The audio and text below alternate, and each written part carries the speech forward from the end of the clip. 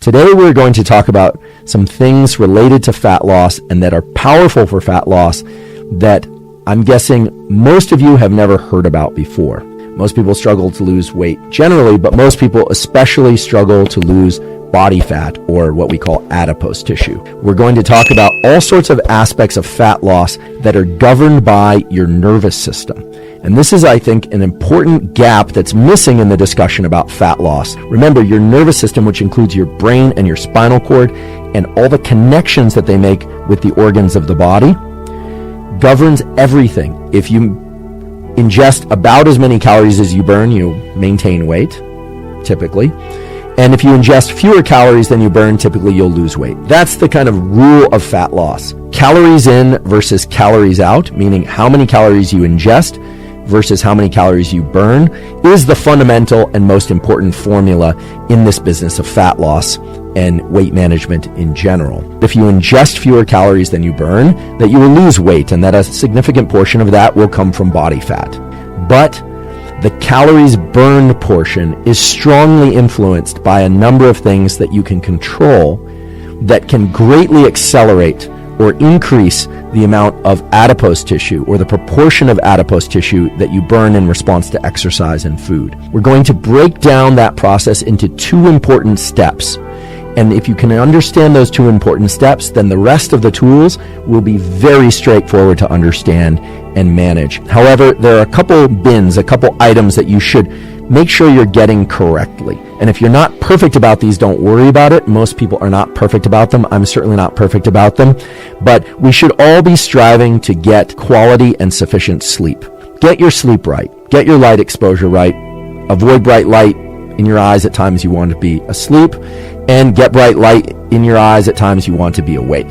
The other thing is essential fatty acids. We need fatty acids. They are vital to so many aspects of our health. You don't have to get them from supplements. You can if you want to, but you need to get them from your food. They are essential.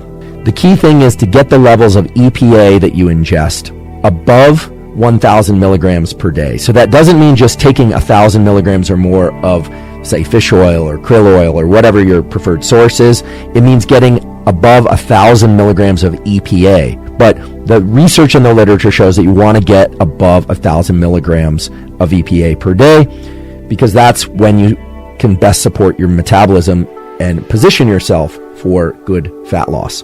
And then finally, you can't really position yourself to have a strong metabolism if your iodine levels aren't correct and your thyroid levels aren't correct. You can overdo iodine, so you don't want to do that. Get your gut microbiome right. That does not necessarily mean you need to ingest probiotics. You can if you want to, but you can also just simply ingest a serving or two of fermented foods per day. So again, sleep, sufficient EPAs, glutamine if you have issues with leaky gut or sugar cravings can really help. How we think about a given set of activities affects how we perform those activities, and how we think and about and perform those activities has a real effect on our physiology. The burn factor, your thermogenic environment, is one of the, if not the most important factors in this business of fat loss. So let's talk about fat utilization. Let's talk about how fat is converted into energy, which is sometimes also called fat burning. There's two parts to this process. One is fat mobilization, and the second is fat oxidation or utilization. Stored fat has two parts that are relevant here. It's got the fatty acid part, and that's the part that your body can use, and that's attached to something called glycerol, and they're linked by a backbone. So if you just can remember, to mobilize fat, you got to break the backbone between glycerol and these fatty acids, okay? That's accomplished by an enzyme called lipase, but you can forget all that if you want. Remember, we're just trying to mobilize fat. And that second part, remember, first part is mobilization, the second part is oxidation, is then those fatty acids, those are potential fuel. They're just potential fuel, but you haven't burned the fat yet. You've just moved it out of your fat cells. They're going to go into cells that can use them for energy. So just to really zoom out again to make sure I don't lose anybody, you got to mobilize the fat, then you have to oxidize the fat. You have to, in other words, you have to mobilize it, then you actually have to convert it into energy. So you have two opportunities to burn more fat. And both of those opportunities are governed by your nervous system. So let's talk about movement and the more traditional kinds of movement, aka exercise, that has been shown to lead to increases in metabolism and fat loss to greater degrees depending on whether or not, for instance, you're fasted when you do it or not. Different types of exercise engage the musculature of the body and the heart and the lungs in different ways, and can have vastly different effects on things like hormones and metabolism, depending on whether or not it's of high intensity, moderate intensity, or low intensity. Sprint interval training was defined as all out, greater than 100% of VO2 max bursts of activity that last 8 to 30 seconds. So that would be SIT.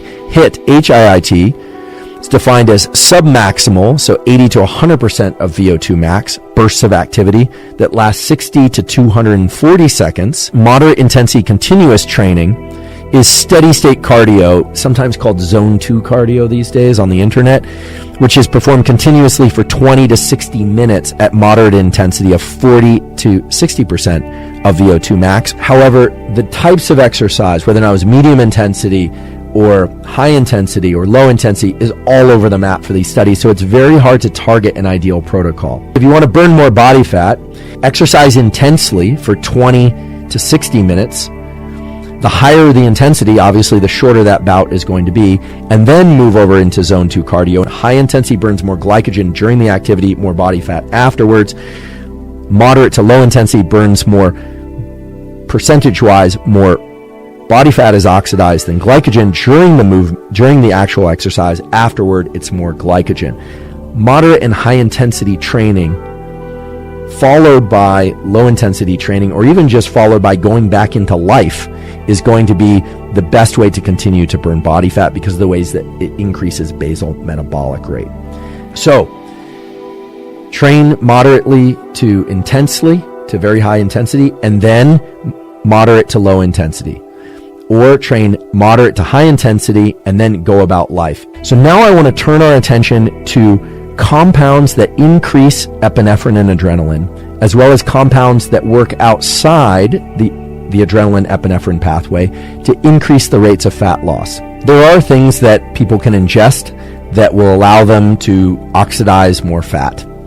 And that occurs mainly by increasing the amount of epinephrine that is released from neurons that innervate fat tissue. It's well established that caffeine can enhance performance if you're caffeine adapted. There's this kind of interesting phenomenon where ingestion of caffeine serves more as a performance enhancer, both by increasing alertness, but also by way of dilating vasculature, of allowing more blood flow. Caffeine can enhance the amount of fat that you burn in any duration of exercise, and it can shift the percentage of fat that you oxidize compared to glycogen. If caffeine is the kind of the entry point for most people of using compounds to increase the rate or percentage of fat loss in exercise and even at rest, what are some of the other things that are useful and interesting? I've talked before about something called GLP-1. This is something that can be triggered by the ingestion of yerba mate, which is a tea. Mate increases GLP-1. GLP-1 is in the glucagon pathway. Glucagon facilitates that process through increases in GLP-1. The short takeaway is mate increases GLP-1 and, yes, increases the percentage of fat that you'll burn. It increases fat burning. So if you want to burn more fat, drinking mate before exercise is good. Semaglutide, but that's not the way you pronounce it, but semaglutide is the way that it's been described on the internet. In any case, this compound increases GLP-1. It's actually a GLP-1 analog in some cases, and they go by various types of trade names. I hope you found this conversation interesting, both for sake of understanding fat loss and how to lose fat more quickly and to lose more of it, if that's your goal, as well as simply to understand the biology of fat metabolism from a different perspective, from the perspective of the nervous system.